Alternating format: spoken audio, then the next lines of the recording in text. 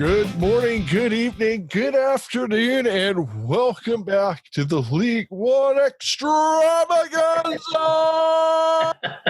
We're getting louder now, too.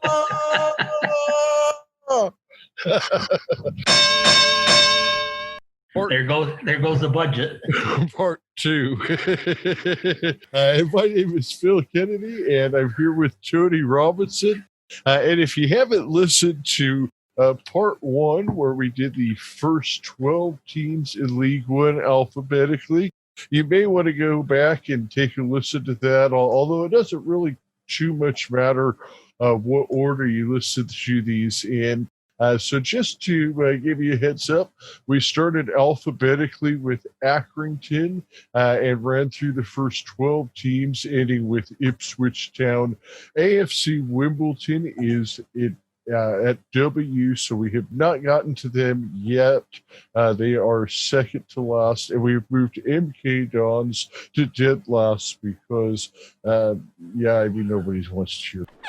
Just because we can. Before we get into the other 12 teams, since we are an Accrington Stanley show first, we did want to start off part 2 by kind of going over the 8 new signings that have come into Accrington. And I think you have to really start with the first guy, because this is the most experienced player.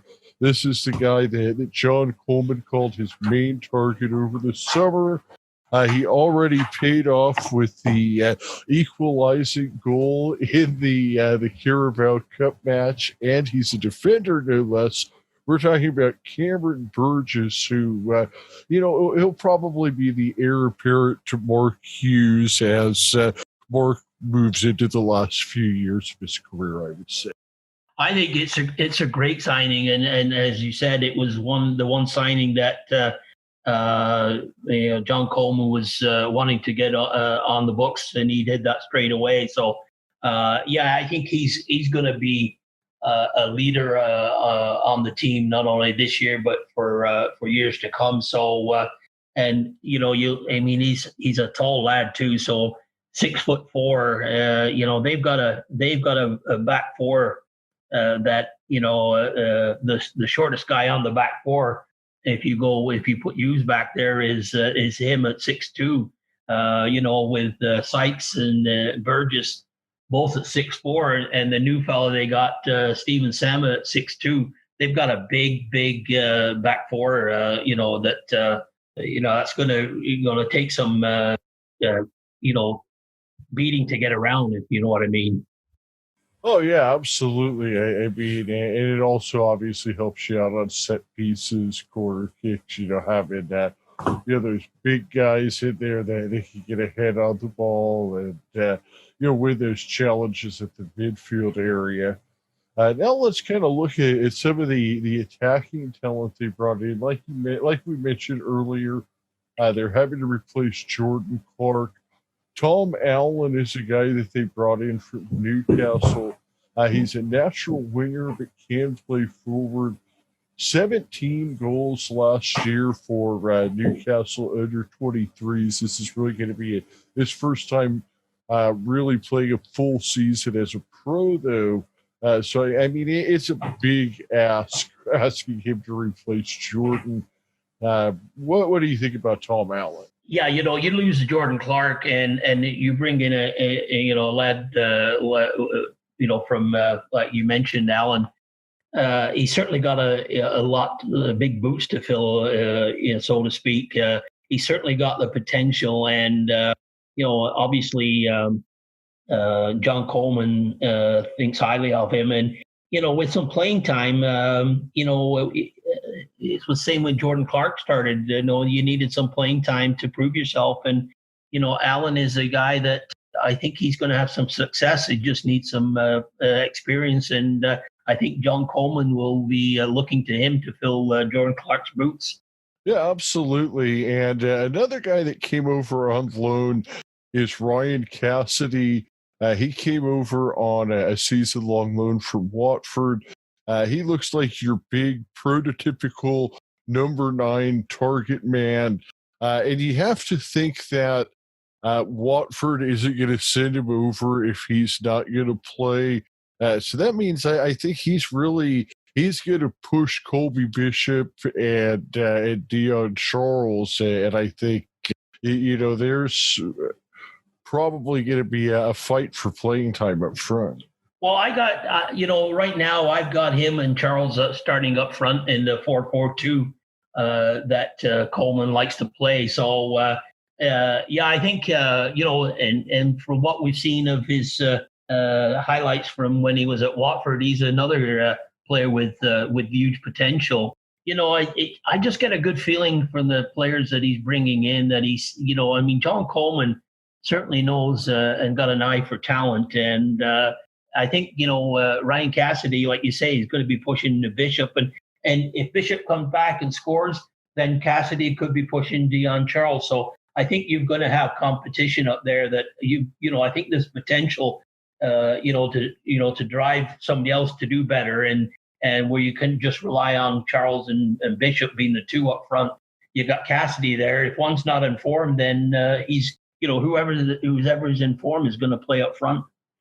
Well, yeah, that's important that you mentioned that because, like we said earlier, between 46 league games and cup, it's a 50-plus game season when you're in League One. See, if you're playing a 4-4-2, you're going to need more than just two strikers. We mentioned earlier that Zonzala went on to Crew Alexandra, so certainly that's another player that you're having to replace up front. And then, you really have with Charles a guy that can also play on the wing, so it's possible that at some point we could see where you have Cassidy and Bishop up front, and then you have possibly Charles out on the wing. And certainly having all three of those guys on the field, that's a lot of potential goal production. Well, I think you're going to see, that's what I'm saying, this season for Charles is an important season because I think he's going to be pushed for playing time. If he doesn't perform and Bishop comes back, then you're going to have Cassidy pushing to Dion Charles. So, I think there's goals, and it's good to have those competition. And I think the signings that Coleman's made in the midfield. I mean, your midfield really, with the exception of Joe Pritchard, is really going to be brand new. And as you said before, I think Joe Pritchard this is going to be a big season for him because he's going to get some playing time out on the wing until Sean McConville is healthy enough to come back. So he's going to have to prove himself. But I like his potential. I think he's got what it takes at this level, and I can see him on the opposite wing to Tom Allen and. Those guys providing the crosses into the two strikers. Yeah, absolutely. And now to kind of move forward here, the last two guys, Cassidy and Allen, that we talked about are both loanees. On a permanent signing, a guy that came over from Bournemouth, it is actually signed to a contract with Accrington now, is midfielder Matt Butcher, who's a box-to-box midfielder, as he describes himself. Earlier, we talked about with Cameron Burgess coming over, and that Mark Hughes is kind of a guy that's getting up there, winding down his career. At the box-to-box midfield role, we have a guy in Seamus Keneally, who at 32 is a few years younger than Hughes, but I kind of have to think that the Butcher is the heir apparent to Keneally at that role. Well, I think I've got him actually in my starting lineup. I've got Butcher in, and I think I see Seamus Keneally as now more of a, if you want to use a baseball term, coming in from the bullpen. If they, more of as a defensive midfielder, if they need to protect a lead in the second half. But I think I'd like to see Butcher get a good opportunity to prove himself, and I've got him starting in the midfield. In my starting 11. Again, he's certainly got the potential and box to box player. So it's going to be an opportunity for him to prove himself. And the other player that I'm really excited about is the new lad they just signed last day or so, Tariq Iwakwe.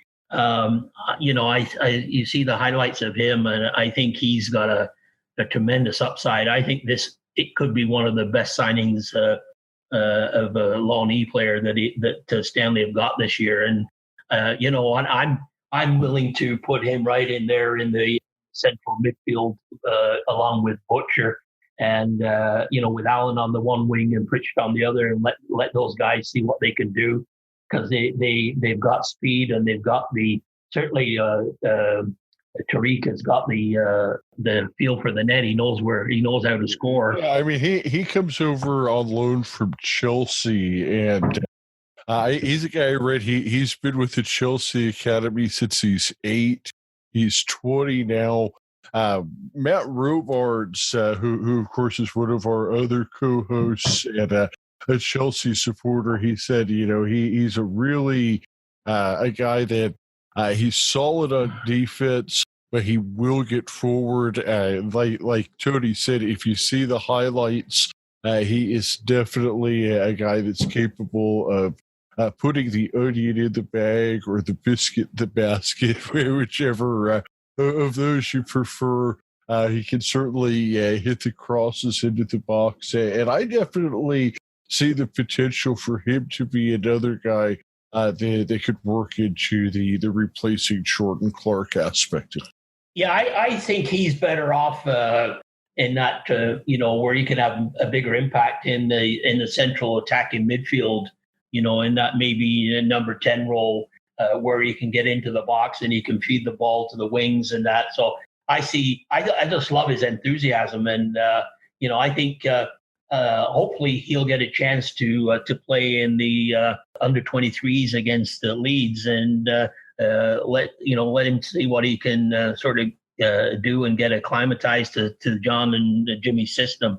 But I think there's a lot of upside for him, and if you can get these guys, Allen, Tariq, and Butcher and Pritchard gelling together, there's a potential there for a really good midfield. And if they do, then all of a sudden Accrington could maybe move up into that mid-table range as opposed to fighting against relegation. Yeah, and they also another loanee that they brought in from Newcastle. They brought in 2 loanees from Newcastle, and Mo Sangari is another one that they brought in from Newcastle. He's also another defensive-minded midfielder that likes to get forward. So, I mean, it really seems like Coleman has brought in a good mix of players. To me, the 2 biggest questions are going to be goalkeeper and then who's going to replace Callum Johnson at right back. And so Callum Johnson, of course, went to Portsmouth. And there was an 8th and final player that we signed today, and that may be the guy that kind of slots into that right back role. And I know, Tony, you did some research on him. Oh, on Stephen Sama, yeah. He's a player with lots of experience. He's 27 years of age, coming over from the Dutch league. Again, a tall player, 6'2". He's a center back by trade, but I can see because of the Callum Johnson leaving, I can see John Coleman putting a player like him into that right back position because of his experience that he could play in that position. You've got a lot of options as far as center backs, and I think one of them is going to have to sort of play in that right back position, I think, and I think he's the likely candidate. I have him back there in my back 4, starting at right back, and Burgess and Sykes in the middle, and then I got Hughes on my as the other fullback. I I think it's not a bad. He's got the experience use that I think you could put him in the fullback position, and take some of the pressure off him in the midfield, and maybe might be a good career position for him at this stage now. Yeah, absolutely. I think that you make an excellent point there because that's also what I was thinking. Because realistically, our four most experienced and perhaps best defensive players are all natural center back. Yeah, and it's good for defending set pieces and crosses and corners, and it also gives you opportunity for when you have set pieces in the offensive zone, and across when corner kicks for Accrington. I mean, you're going to have some height in that box, so I think you could see some scoring coming from set pieces for Stanley because of the size they've got. And when you've got a set piece and you've got the opportunity to take all those guys forward, I wouldn't think twice of putting all those guys in the middle of the 6-yard box and then putting some of the midfielders on the edge of the 18-yard box for the second ball. Allen or Tariq or Butcher or Pritchard on that to get the second ball for a shot on net, because they're going to win their fair share of crosses. Yeah, I mean, I think that I'm excited to see the guys coming in. I mean, Clark and Johnson, they're two of the kind of last links to the League Two championship team. I think when Johnson left today, he said that he was the fourth longest tenured player at Accrington. So, I mean, this is a team that it's turning over. It's getting younger. I like the direction it's going in. I'm still a little bit concerned about the keeper position, as we mentioned back in part one. But Tony, I think it's time for us to jump into these last 12 teams here. And first up on part two, we have the Imps of Lincoln City. And this is we have a couple of guest write-ins that I was able to track down from supporters of a couple of teams that are listeners of our show. And we have our first guest write-in, which is from Matt Pierce, who is a Lincoln City fan. And Matt writes in, and I had kind of written to him the question that their coach, Michael Appleton, who of course replaced the Cowley brothers last year, and pretty much revamped the entire roster other than a couple of players. And I had said, what are the fans kind of thinking of this? Is it a good direction? I had noticed that Josh Vickers, the keeper, he was gone and being replaced. I wanted to know the thoughts on that. I saw that George Grant, who is a player that I rated highly, is one of the ones they kept. And so I posed those questions to Matt, and his response was, you're right. Our squad is unrecognizable from the one that started last season. Michael Appleton is seeking to impose his own model upon the club. And personally, I think it's really exciting. He likes to play out from the back as opposed to Cowley's more direct style, and he has looked to bring down the age of the squad and bring in young players who have great potential to earn us money when they move on. These two reasons, along with COVID, are why most of our outgoings happened. Vickers was an excellent shot stopper, but lacked composure with the ball at his feet. Erdley and Bostic might have been kept were it not for COVID, but needed to trim the wage bill. Of this year's squad, Palmer is our number one and had the most clean sheets in League Two last year, where he was with Northampton, which was a promotion team. Our defenders are now all good ball players, maybe slightly less physical than last year, but have increased quality. Standout so far is Louis Monsma, 22-year-old Dutch who looks like a real prospect. Midfield is full of quality. Liam was an excellent permanent signing who has a great pedigree and impressed on loan last year. Grant is an excellent footballer with great delivery. And he goes on to say, up front, we're still a bit light, although Morton looks like a good addition. That would be Callum Morton, who is a guy that's signed from West Brom on loan. Last year, he had 5 goals in 7 games for Northampton. He's going to be replacing the striker that they lost.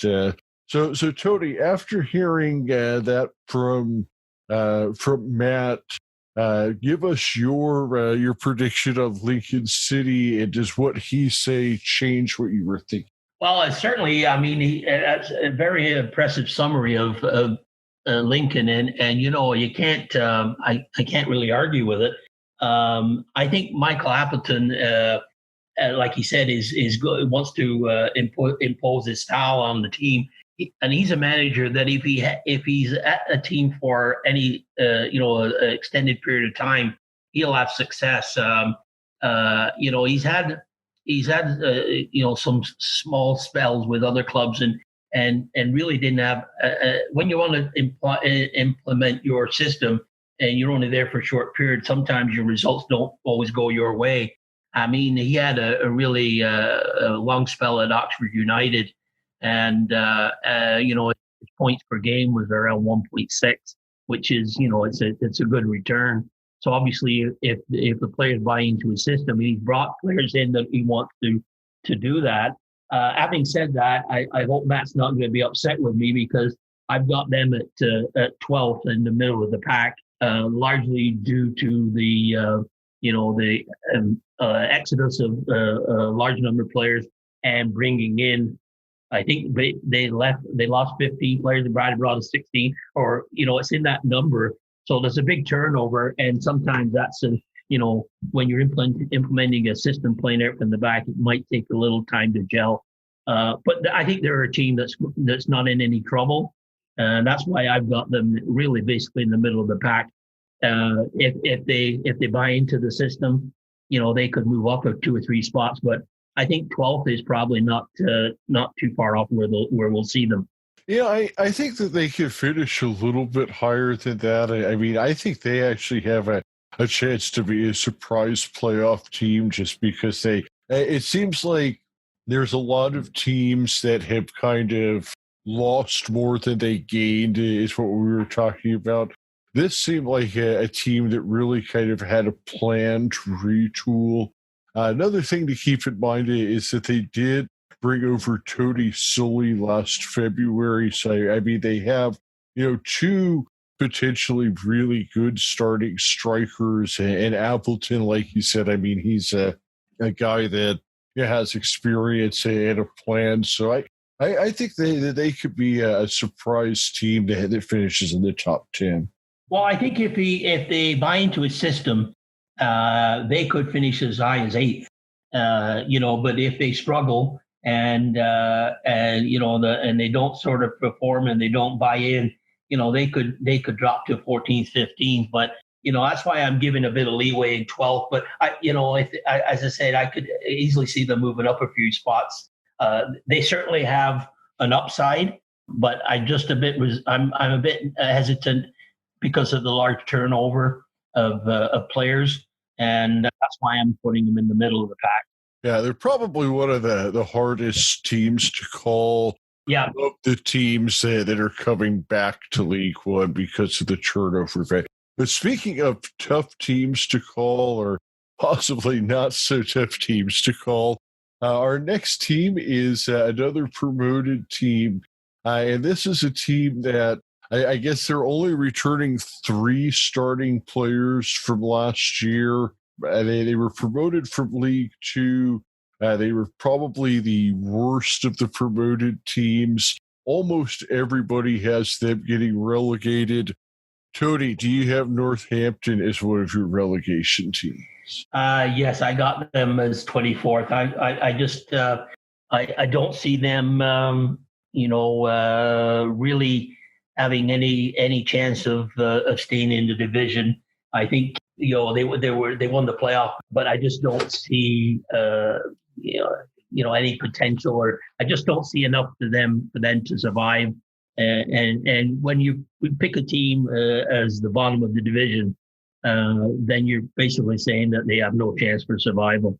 Yeah, I tend to agree with you. I don't think that I've seen anybody that said that, they think Northampton is staying up. And when you look at the list of players that left the club, I mean, we're talking about some teams, we keep saying, this team has lost more than they got. This team has lost. When you look at Northampton, the list of players that have left is 3 times the size of the players that have come in. And then you start looking at the names. Charlie Good, we talked about Eber in the first half and how losing him for Gillingham was such a big loss. Charlie Good, he's another one of those just anchor type center backs. He moved on to Brentford in the championship for a $1.2 million fee, just to kind of give you an idea of how important he was. Callum Morton, who we just mentioned that went to Lincoln City, he was a guy that scored 5 goals in 7 games on loan for them.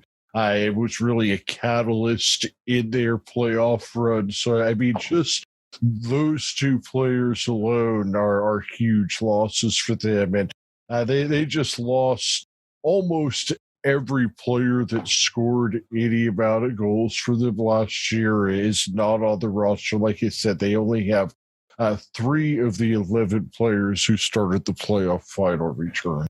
Yeah, I think it's a cost-cutting, position they're in. They're looking at the books as far as financial survival. And, I think, based on what we're looking at, the exodus and then what they brought in and what they're left with from the promoted team, I just don't see any positive for them in getting out of that relegation zone. And as I say, I've got them at 24th, and I think we can, I think the consensus is, from what I've read, is that people agree that they don't really have a chance to survive in this division. It's a tough division, and when they do go through what they've gone through, it makes it even tougher. I think that we pretty much summed up for what's going to happen with Northampton. I think that the next couple teams that we have are going to have a much brighter outlook. The next team we have is Oxford United. And I'll tell you, I was sure Oxford was going up last year to the point where they were at 6-1 to go up. I was trying to get Darren Woodhead to place a bet. And I'll tell you, if COVID-19 hadn't happened, Oxford was on an absolute roll. They had won 6 in a row when the season suspended. And then they just kind of ended up running into a hot Wickham team and a hot goalkeeper in Ryan Alsop with Wickham last year. And so needless to say, we have Oxford back. They made a huge signing in center forward Matty Taylor for Bristol City. So what are your outlook for Oxford? Do you think they're going to go up? I got them in the playoff position, and as I said, they're one of the 3 teams that you could interchange with, with the 5th and 6th spot. But I've got Oxford at 4th. I just think they'll learn from that mistake, and everybody else, as I say, the way they finished the season and before their interruption, they were on, like you said, they were just on a roll. I think Carl Robinson will have learned from their playoff loss, and I think they'll be motivated. And as I say, I see them in the playoffs, without doubt, really. I've got them just edging out Ipswich and Fleetwood, just because I just like what Carl Robinson has done with the team, and I just think there's enough there for them to challenge and be in the playoff hunt. I think that they're one of those teams where, like I said earlier, you look at the list of a big turnover. You don't really see a big turnover. I don't see any huge losses outside of Rob Dickey, who went over to QPR. I mean, this is another team that lost an important center back. I mean, I would say that would certainly be something. I would say that it seems like I think every team that we've covered so far has lost either their striker or their center back. It seems like. Well, I mean, probably some of, one of the key players that a lot of teams have lost have probably been top earners. And, it's just a fact of life in League One with the salary cap. But I think I saw them play last year when I was over, and I was impressed, the way they move the ball around, and they've got some solid players. I just think they're too good not to be in the playoffs. And, I as I said, I think they're going to be a solid playoff team. And as I say, that's why I've got them at fourth. Matty Taylor and James Henry combined for 25 goals for them last year.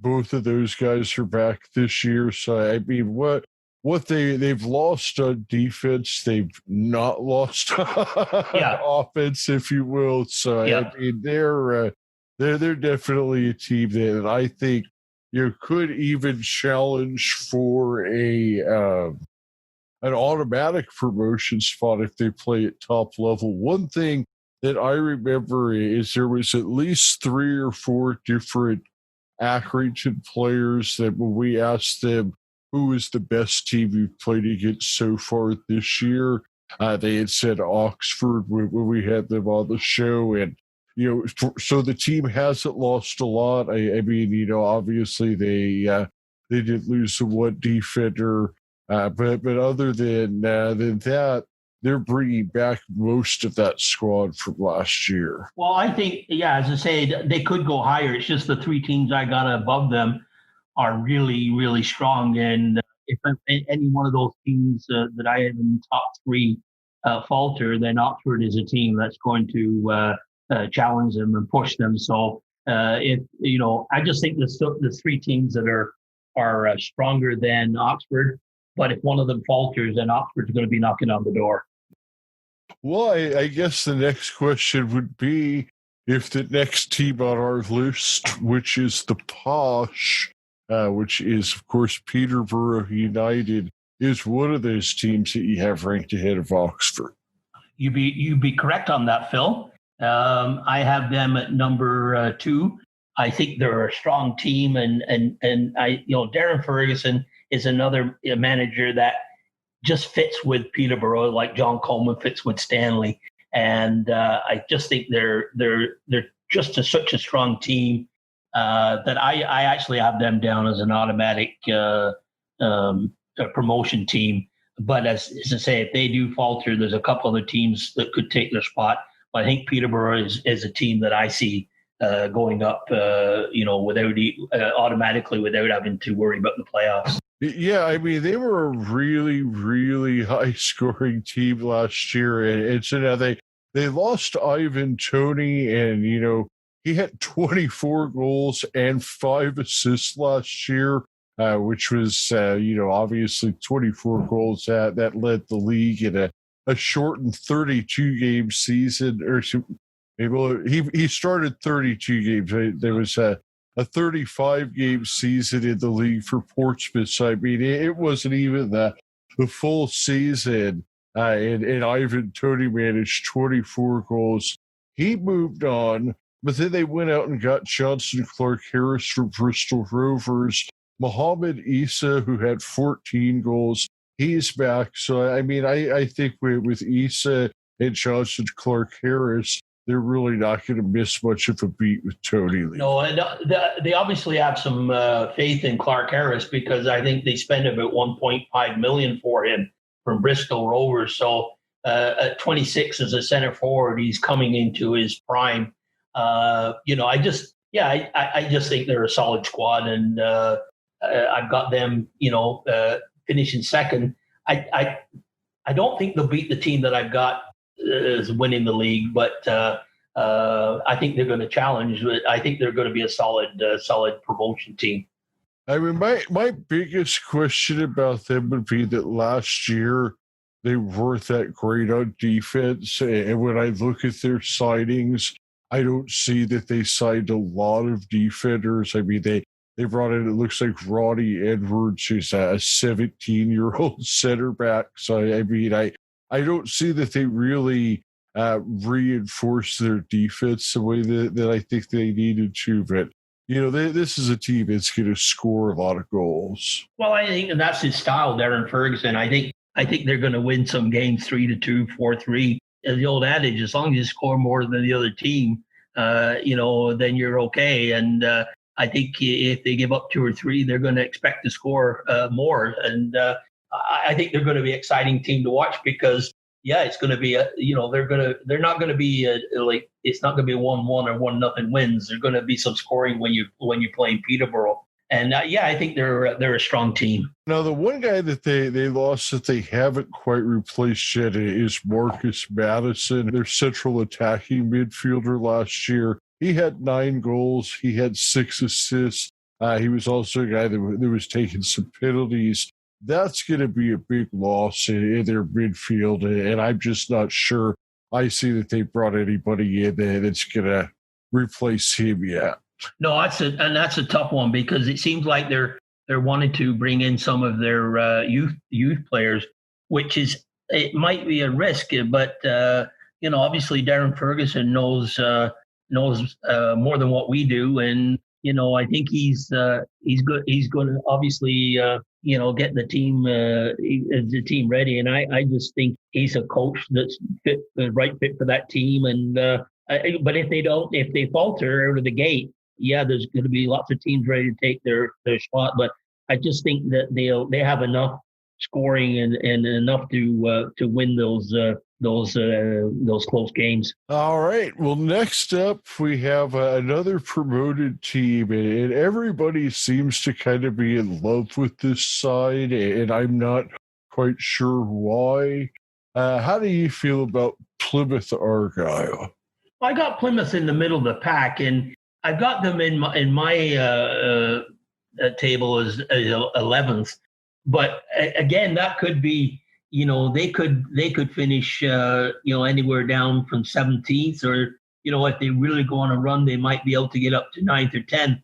I guess I'm caught up in the kudos for Plymouth, and hoping that they'll do well.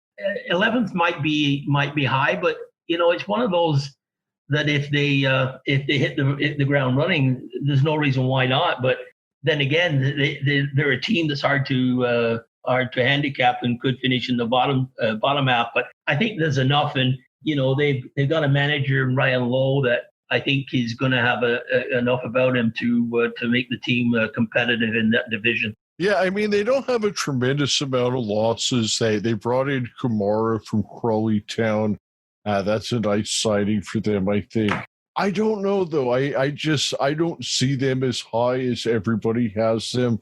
I'm just looking at, okay, you've got a team that they got relegated 2 years ago, and everybody kind of said, well, they were the best team that got relegated. They'll probably pop back up, which is exactly what happened. But I just don't see any reason to think that they're that much better than the team that got relegated.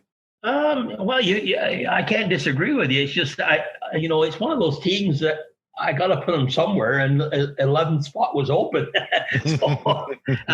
But as I said, they could easily, maybe it is high for them, but if everything falls into place, they have the potential for it.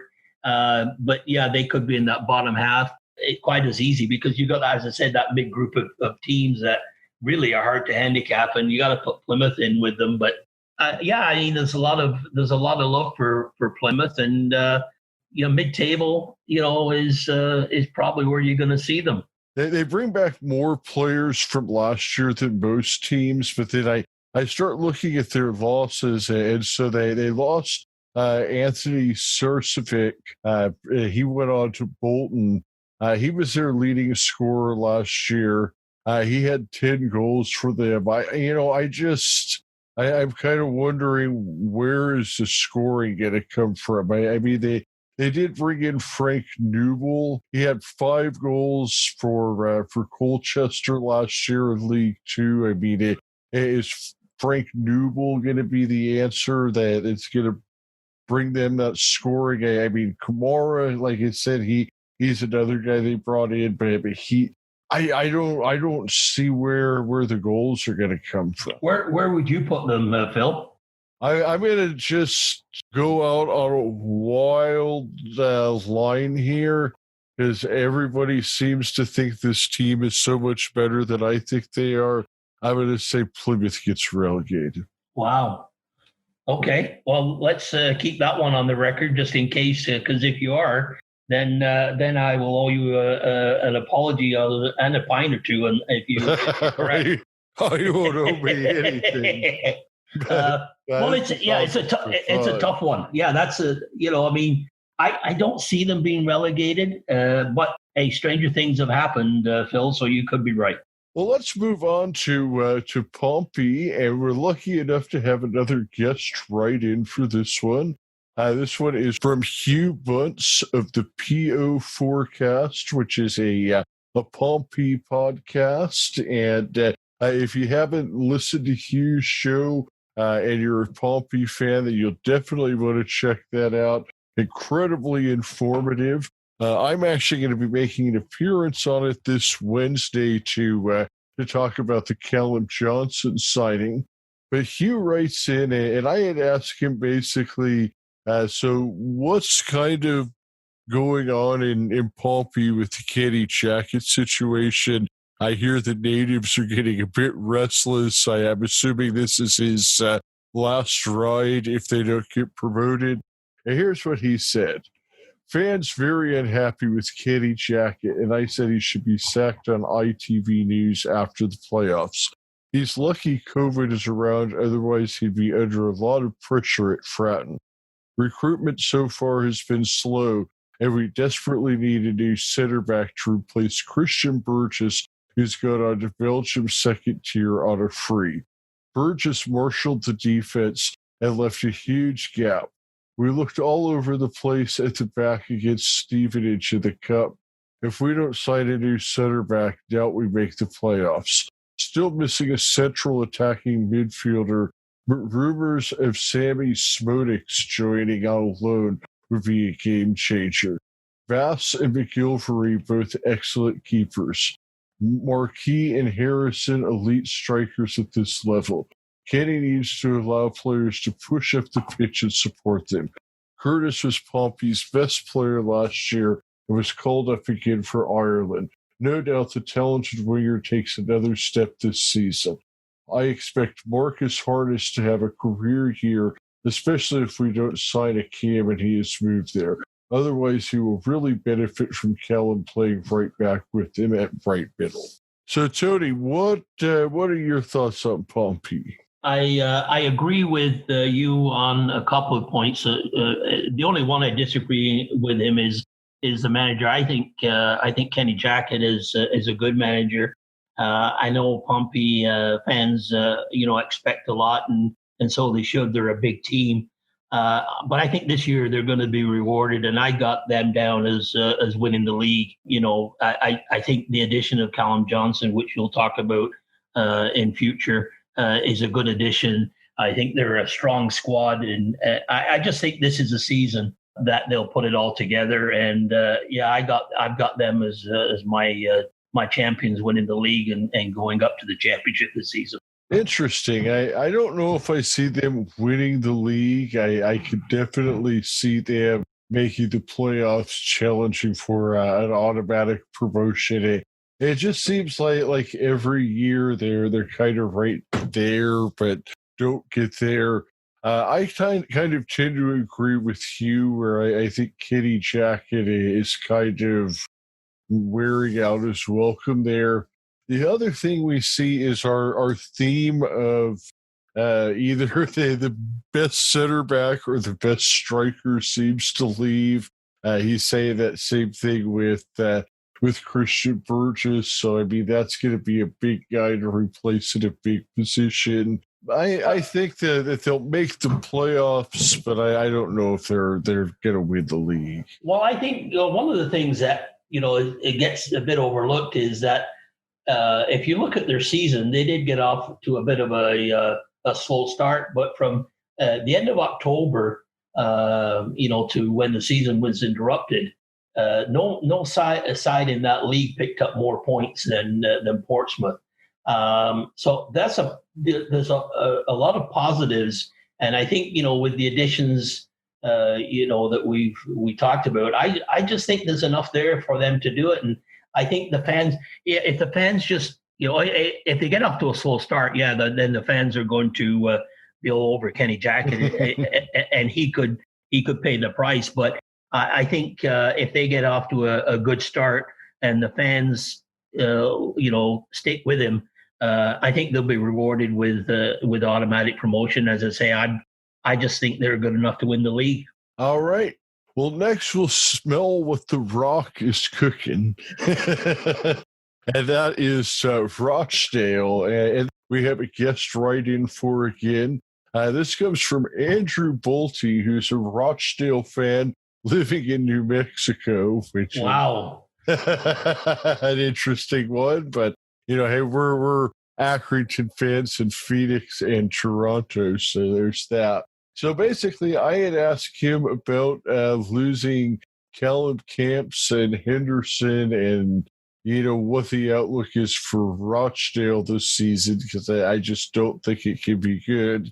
And here's what he said. Aside from the fact they lost Camps and Henderson and have done nothing to replace them, the owner's already crying poverty before we've started.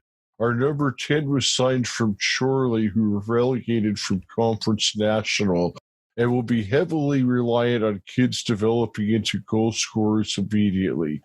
Quado Ba is one to look out for, but he's still very young and very green. In my opinion, finishing 20th would be a fine achievement, given the financial constraints we're under. At some point, the blade's going to fall and we'll be in League Two. I think both our clubs try to play the game the right way, and Man City sending 2 future stars to Dale on loan shows that. Yeah, Ollie Rathbone to Hull was on the cards for a long time, but didn't come out. Wouldn't be surprised to see 1 to 2 transfers out before the window shuts. So, yeah, things aren't looking real great at the Rock.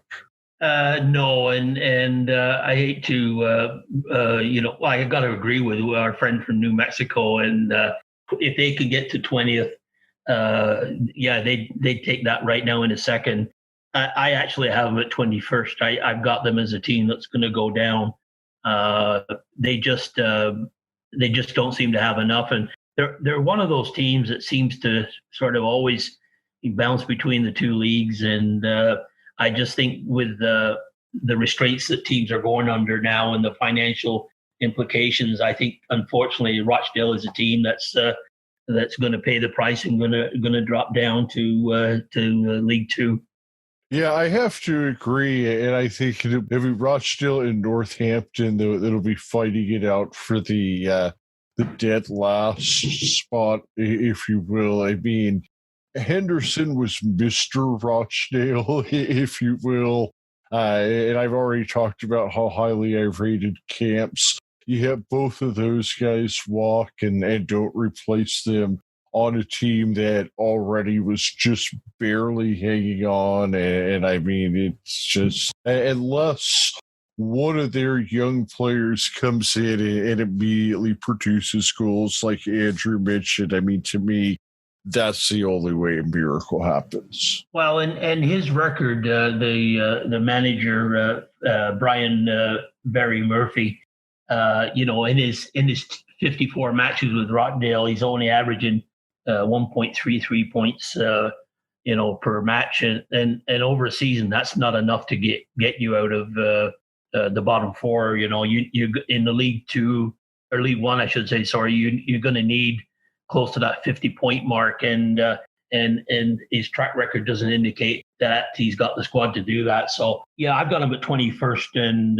they could be lower than that. But I think the point is I think they're going to be relegated. Yeah. All right. Well, next we have Shrewsbury, which is another one of those teams that to me just seems to be getting slowly worse each year. Where do you have Shrewsbury, Tony?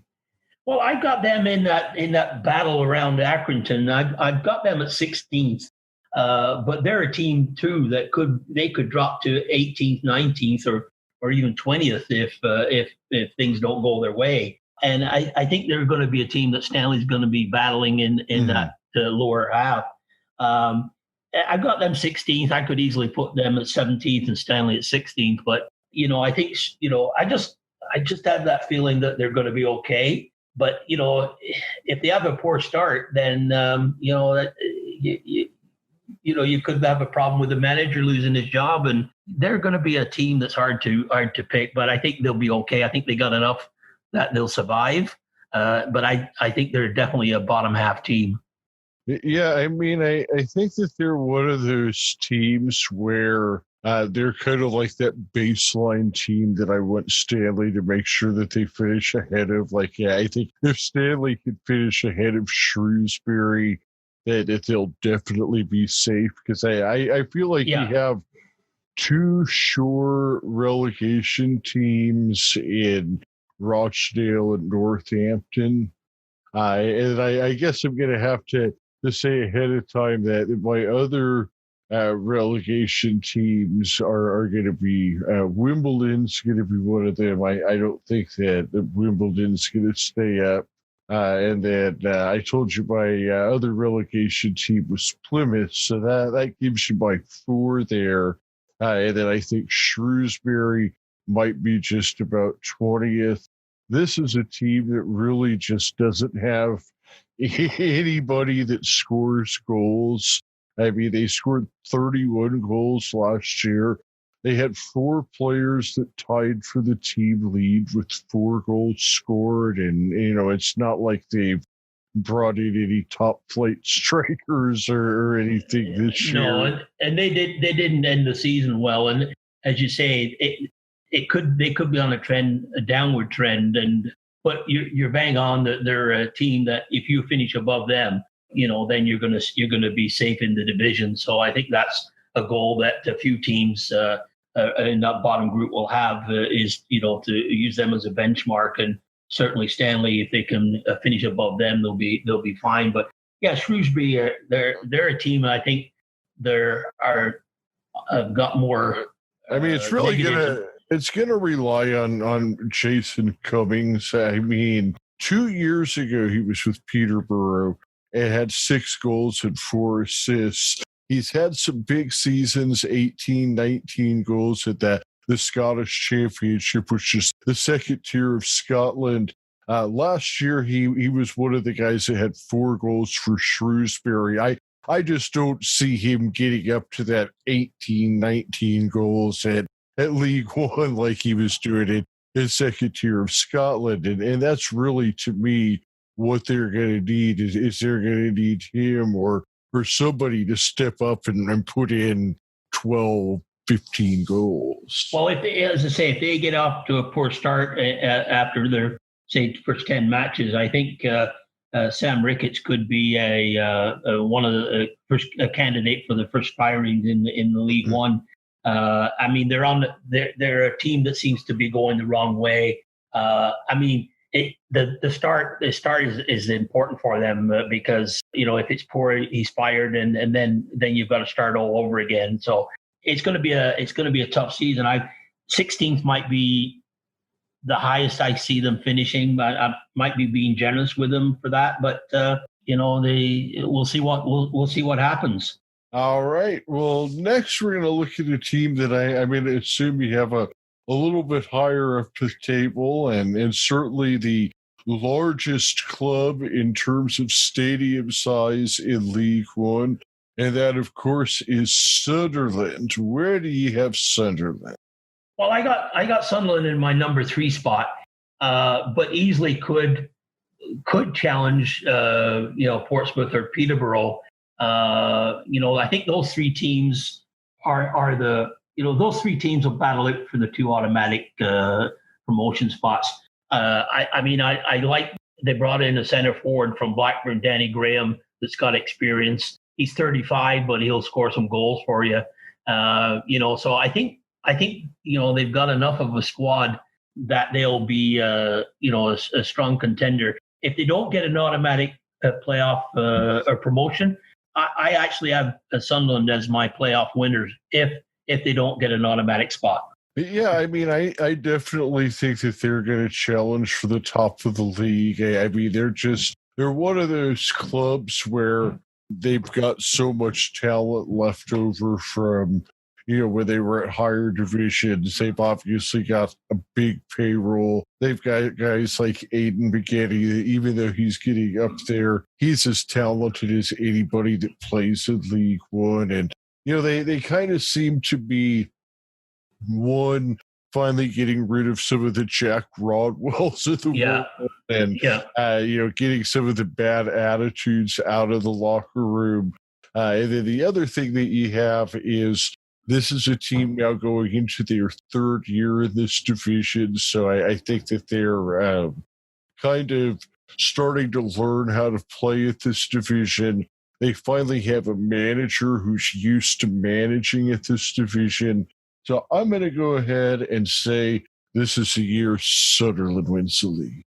You got them winning the league. Well, I got them going up, but and you could be right, because if one of those two teams that I have, Portsmouth and Peterborough, falter, Sunderland is going to be a team that's going to be right there. So yeah, I can't sort of disagree with you really too much on that.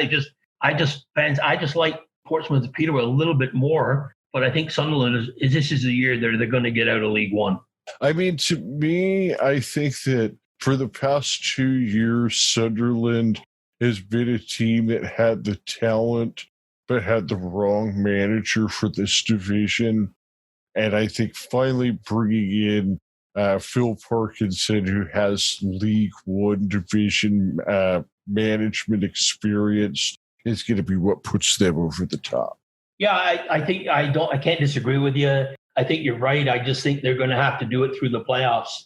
Yeah, I mean, it's one of those things. I think that in any given year, I mean, sometimes you have a runaway team, but in any given year, I mean, even when you do have a runaway team, it's kind of hard to predict who that's going to be. There's always going to be anywhere between 3 and 5 teams that could realistically win it all. Yep. All right, well, let's move on to another promoted from League Two team, and that would be Swindon Town. This is another team that people seem excited about. They did bring over Jack Payne from Lincoln City. They seem to have made some nice signings coming up. To me, I think this is the team that will finish highest up of the promoted team. I've got them. I've got them finishing 13th. I've got Plymouth at 11th and Swindon at 13th. But you could switch those two easily. I think the difference in points between those teams are going to be is going to come down to a game or two really, and I think they're going to do okay. I think they're a middle of the pack team, and I don't think they're a playoff team, but they're far away a lot better than the bottom 7 or 8 teams. So definitely in the middle of the pack. Maybe they could challenge for the top 10 at the best. I'm not saying that they're going to be challenging for the playoffs, but I think that they will finish ahead of all the other teams that were promoted from League Two. Yeah, I really can't sort of say you're wrong on that, Phil. I think they're a team that's they're going to finish middle of the pack, and I think they're going to be happy with them. I think it's between them and Plymouth to be the best of the promoted teams, and we'll just see what happens. Yeah, absolutely. I can't say I agree on Plymouth, but we'll see what happens with that one. Yeah. So now moving on. So we've got 3 teams left, and the next team is kind of this year's Bolton, if you will, where they were a team that pretty large club, was in the championship last year, surprise relegation due to financial problems.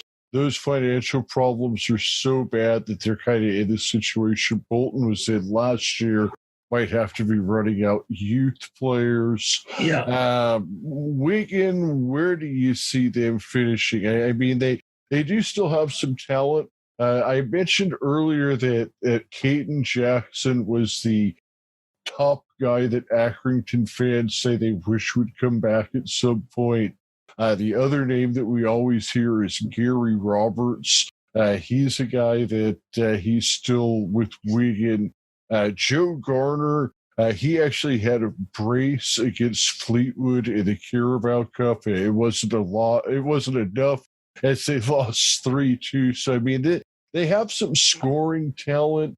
It seems to me that this is a team that, they could end up relegated if they can't bring in and sign enough players, or they could end up competing for the playoffs just based on the talent they have dropping down from the championship. And then who knows if there's going to be point deductions. I mean, kind of anything goes with Wigan to me. Well, yeah, I think they're a team that's going to struggle, and I actually have them at 18th in my projections. I've got Accrington finishing above them, but Wigan could even drop below that. They are having obviously off-field issues. Paul Cook has left the team, and Liam Richardson, who has always been with Paul Cook, has taken over. If Paul Cook gets another job, look at Liam Richardson leaving to join him wherever he goes, which will then create another problem with having to get another manager. I don't see Liam staying there for an extended period of time. They're going to have to rely on a lot of youth players.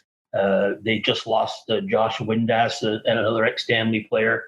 Yeah, they've got lots of problems, and but like you said, I think they have enough experience to keep them out of the relegation bottom four. But I think they're going to be in a scrap in that bottom group of teams. I mean, they're one of these teams that have some massive in and out lists. But here's the biggest thing: is so I start looking at their out lists and see the ages of players: 28, 23, 23, 18, 26, 26, 18, 23, 28, 26, 32. 21, 23, 35, 34, 28, 32. And then we go to their list of players in.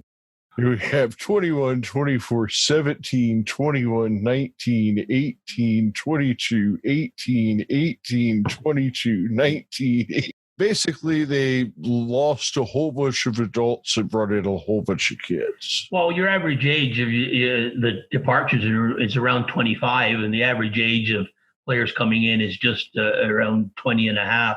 So that's a big gap for when your average is dropping 5 years. And I think that's where they're going to struggle. But they just, I think they'll be okay. I think they'll survive, but I think it's going to be a struggle. And especially if they don't get things off the field sorted, and if they lose the manager, then they could be in trouble. But I think they'll have enough about them to survive. But I think if they can avoid point deductions, that they'll survive. Yeah. I think that if they get any kind of a point deduction, that's going to be enough. Even if it's like a 6-point deduction, I think that would be enough to knock them into the bottom four. So, I mean, that's kind of what I see with them. Yeah, they're on the bubble, and if there's any point, I agree with you, Phil. They're on the bubble, and any points taken away is going to put them in the bottom four, which might benefit our friend from New Mexico, because that could make Rochdale safe. Oh yeah, that's something that definitely came up. All right, so Wigan, we both kind of agree that they're in trouble, and another team that I think is in big trouble is a team that seems like they're in trouble every year. It just seems to kind of hang on. And the thing is, this year we talked about Rochdale earlier, and I I said that they lost Callum Camps, who was kind of that guy of theirs that was always around the ball. At Wimbledon, they lost Scott Wagstaff. To me, was kind of their Callum Camps, and that's just the beginning of the list, if you will. So Tony, where do you have AFC Wimbledon? Do you have them relegated like I do? I the only reason I don't have them at 24th is because I got Northampton there, but I got them at 23rd, and I agree. I think they're a team that's in trouble, and the budget's restraints have hit them, and I just think they're gonna struggle. And I've got them as a penciled in as going down at 23. Yeah, I mean, and they're another team where the average age of their departures is 23.8. Average age of the arrivals is 20.1, and their departure list is significantly longer. And I mean, they lost some good players. I mean, in addition to Wagstaff, they lost Dylan Connolly. They lost Rod McDonald, who's a starting center back for them. He went on to Carlisle, and Wagstaff went to Forest Green. Connolly, he's gone on to the Scottish Premier League, and then Rod McDonald, he's gone on to Carlisle United in League Two. So I mean, these are all players that are going on to sign with other football league teams. These aren't guys that are leaving and signing with non-league or going and signing at the fourth division of Turkey or something like that. They're a team that's really going to have been impacted, with the budget. I think they're going to pay the price, and they're, I got that, as I say, I don't see any positives. What they've lost, they haven't replaced, and as I say, I think they're a surefire for relegation. Yeah, I mean, I definitely think that they're a team that's in trouble. Now, I mean, they have made a couple of signings. I mean, we can't just be too negative on them. They brought in Ollie Palmer from Crawley Town, so he's a guy that might be able to bring some scoring. Yeah, but if you're hanging your hat on that, Phil, then you are going to struggle. I mean, I don't disagree with what you're saying, but it's just not enough. Oh yeah, no, it's not enough. I'm just trying to be balanced because I mean, Palmer, he's a guy. He had 13 goals for Crawley last year, 14 goals for Crawley the year before. So I mean, he is a guy that performed at League Two. The question is he going to be able to be a 13, 14 goal scorer at League One?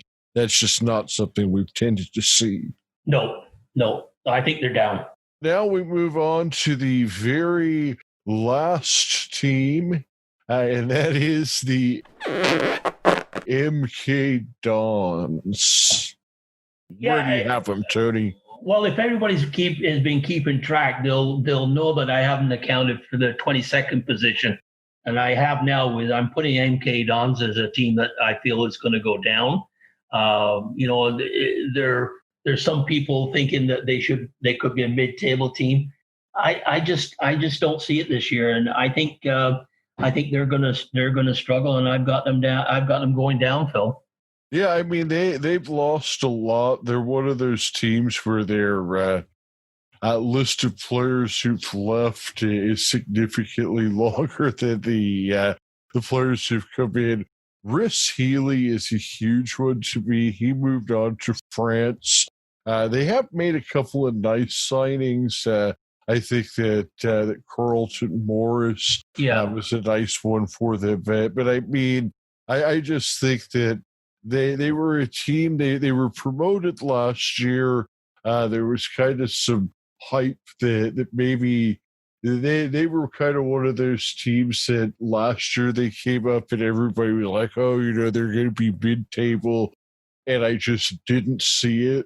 And then they weren't and just barely hang on. And I thought last year that Tranmere was coming on. And I think that if we go back to last year, I believe that right before the COVID shutdown, that on an episode that I had specifically said that I thought Tranmere was going up and MK Dons were going down last year. So now we have a spot where they've gotten even worse than they were last year, and I already thought they were going down. Plus, nobody really likes them anyway. Well, I mean, the three of the six, I think they got 6 or 7 signings. 3 of them are from under 23 teams. So I just don't see enough, and I think there are like a couple other teams we've mentioned. They're a team that's on their way down, and they got lucky last year, and I just don't see. I see their luck running out, and I've got them going down at 22nd. Well, and then the other thing is Connor McGrandles. He was a guy that I thought was a really good player for them last year. He was kind of their Callum Camps, if you will, or their Scott Wagstaff. He's gone on to Lincoln City on a free transfer. Joe Walsh, who was a big center back for them, one of their starting center backs, he's also gone on for Lincoln.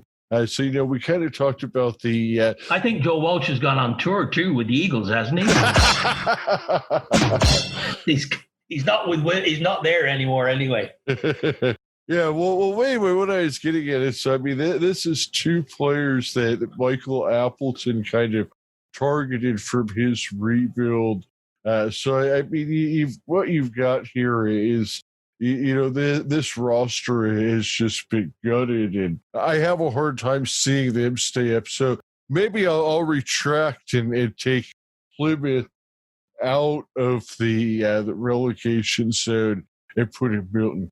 Well, so if with that, I think we agree then on the 4 teams that are going to go down: Rochdale, MK Dons, Wimbledon, and Northampton.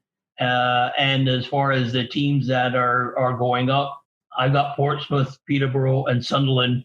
I think you feel those 3 teams are going to go up, Phil? Peterborough, Portsmouth, and Sunderland. I'll go with Peterborough, Oxford, and Sunderland. Wow, okay. Interesting.